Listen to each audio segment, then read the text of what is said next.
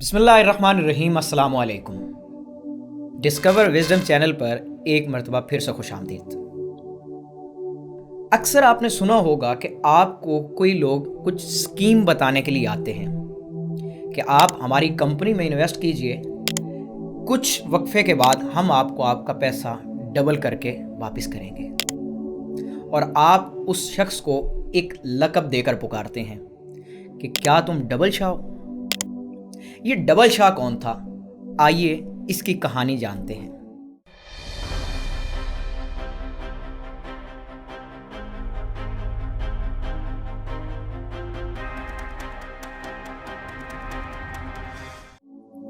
Double شاہ ایک غریب گھرانے میں پیدا ہوا۔ ایڑیاں رگڑ رگڑ کر BSc اور B.Ed اور پھر وزیر آباد کے قریب نظام آباد کے گورنمنٹ ہائی اسکول میں سائنس کا استاد بھرتی ہو گیا۔ غربت زیادہ تھی اور خواب اونچے۔ وہ نوکری سے اکتا گیا تھا۔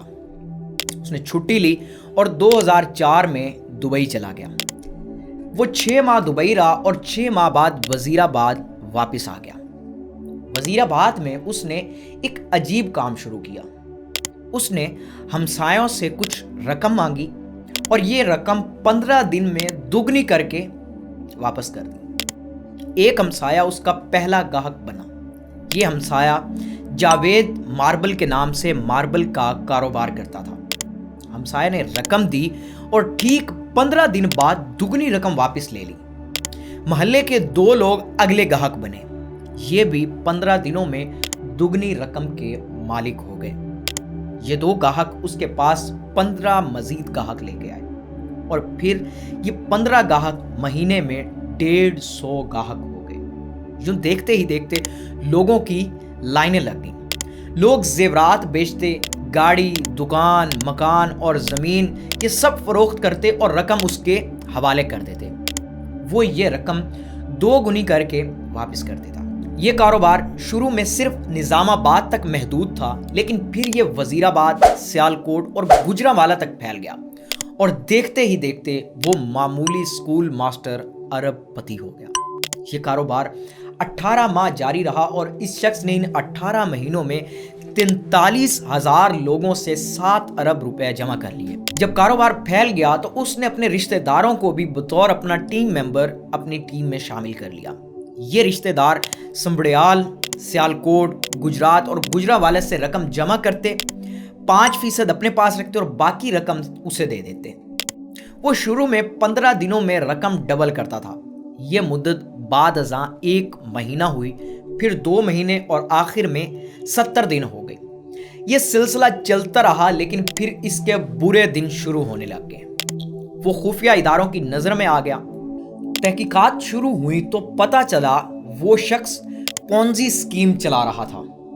پونزی مالیاتی فراڈ کی ایک قسم ہوتی ہے جس میں رقم دینے والا گاہکوں کو ان کی اصل رقم سے منافع لوٹاتا رہتا ہے۔ شروع کے گاہکوں کو دگنی رقم مل جاتی ہے، مگر آخری گاہک سارے سرمایہ سے محروم ہو جاتے ہیں۔ چند برس قبل امریکہ کے موجودہ صدر ڈونلڈ ٹرمپ کا ایک انٹرویو دیکھنے کا اتفاق ہوا۔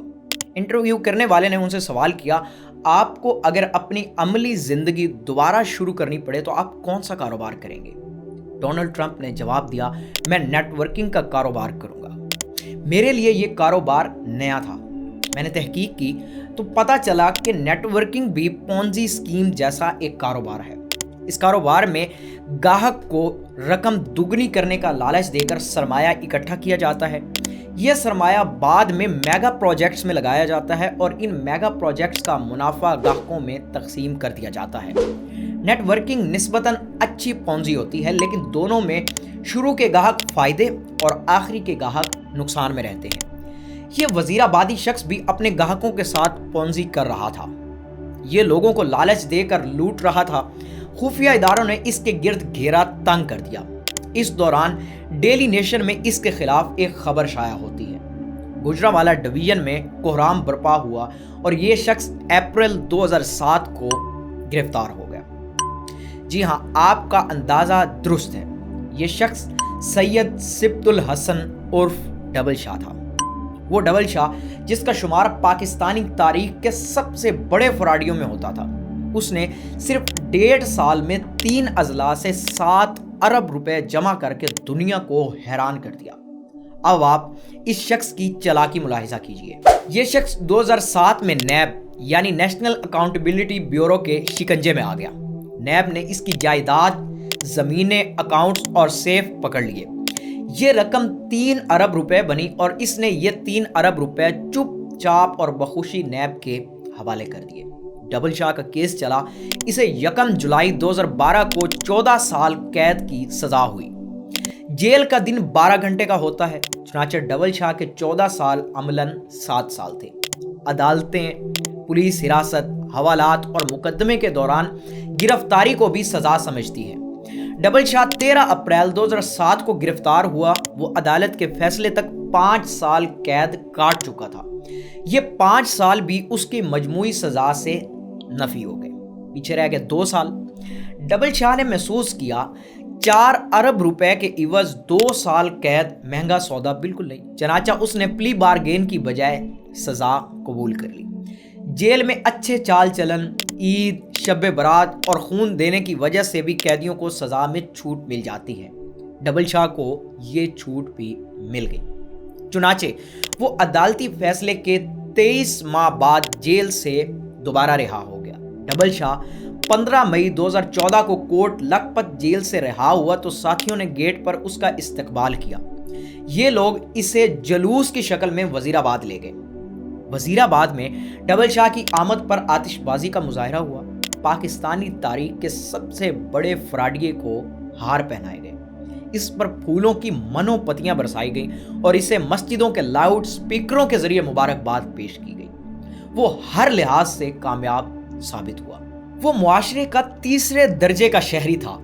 اس نے فراڈ شروع کیا اور 18 ماہ میں 7 ارب روپے کا مالک بن گیا۔ نیب نے اسے گرفتار کر لیا۔ وہ گرفتار ہوا۔ نیب ایڑی چوٹی کا زور لگانے کے باوجود اس سے 4 ارب روپے نہیں نکلوا سکا۔ سزا ہوئی اور وہ بڑے آرام سے سزا بھگت کر باہر آ گیا۔ اس نے قید کے دن بھی جیل کے ہسپتال اور 2nd کلاس میں گزارے۔ اسے جیل میں تمام سہولیات حاصل تھیں، چنانچہ جب وہ رہا ہوا تو وہ مکمل طور پر کلیئر تھا۔ اب اس نے کسی کو کچھ بھی ادا نہ کرنا تھا اور نہ ہی پولیس اور نیب اسے تنگ کر سکتی تھی۔ یہ 4 ارب روپے اب اس کے اپنے تھے۔ یہ اس رقم کا اکیلا مالک تھا۔ ایک سابق اسکول ٹیچر کے لیے 4 ارب روپے کی رقم قارون کے خزانے سے کم نہیں تھی۔ وہ وزیر آباد سے لاہور شفٹ ہوا اور دنیا بھر کی سہولیات کے ساتھ شاندار زندگی گزارنے لگا۔ لیکن اب اللہ کا نظام بھی ملاحظہ کیجیے۔ سید سبط الحسن شاہ عرف ڈبل شاہ کو رہائی کے 16 ماہ بعد اکتوبر 2015 میں لاہور میں ہارٹ اٹیک ہوا۔ یہ پنجاب انسٹیٹیوٹ آف کارڈیالوجی لے جایا گیا۔ اس کی طبیعت تھوڑی سی بحال ہوئی، یہ گھر آیا، لیکن پھر یہ شخص 30 اکتوبر 2015 کو انتقال کر گیا۔ یہ شخص 4 ارب روپے کا مالک ہونے کے باوجود دنیا سے چپ چاپ رخصت ہو گیا۔ ڈبل شاہ کی ساری بے نامی جائیداد، خفیہ اکاؤنٹس، کیش رقم، فیکٹریاں اور پلازے دنیا میں رہ گئے اور وہ خالی ہاتھ اگلے جہاں چلا گیا۔ وہ جائیداد، وہ رقم، وہ پلازے اور وہ خفیہ اکاؤنٹس آج کہاں ہیں؟ یہ کیا ہے؟ یہ ہماری زندگی، ہمارے نہ ختم ہونے والے لالچ اور ہماری لامتناہی حرص کی اصل حقیقت ہے۔ ہم انسان اپنے گرد لالچ کی وسیع دیوار بناتے ہیں، ہم مال جمع کرتے ہیں، ہم دوسروں کی عمر بھر کی کمائی لوٹتے ہیں اور قارون کی طرح خزانے بنا لیتے ہیں، لیکن آخر میں ہم چپ چاپ دنیا سے رخصت ہو جاتے ہیں اور یہ مال دوسروں کے کام آتا ہے۔